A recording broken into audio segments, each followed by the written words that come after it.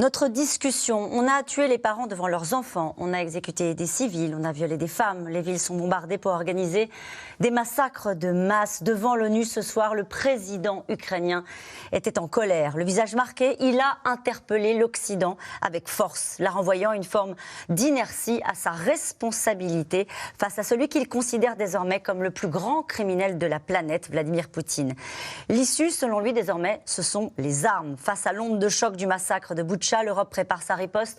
En 48 heures, 200 diplomates russes ont été expulsés et les 27 s'apprêtent à dégainer ce qui était encore inenvisageable il y a quelques jours encore, des sanctions sur le pétrole et le charbon russe. Mais est-ce que cela sera suffisant face à Moscou qui nie toujours les exactions dans le nord de l'Ukraine et qui veut prendre maintenant le contrôle de l'ensemble du Donbass? Zelensky, coup de colère contre Poutine et contre l'ONU, c'est le titre de cette émission. Avec nous pour en parler ce soir, François Clémenceau, vous êtes rédacteur en chef international au Journal du Dimanche. Antoine Victime, vous êtes journaliste et réalisateur du documentaire intitulé La vengeance de Poutine. Jean-Dominique Giuliani, vous êtes président de la Fondation Robert Schuman. Votre dernier ouvrage Européen sans complexe est publié aux éditions Maribé. Et enfin, Annie de Banton, vous êtes journaliste spécialiste de l'Ukraine.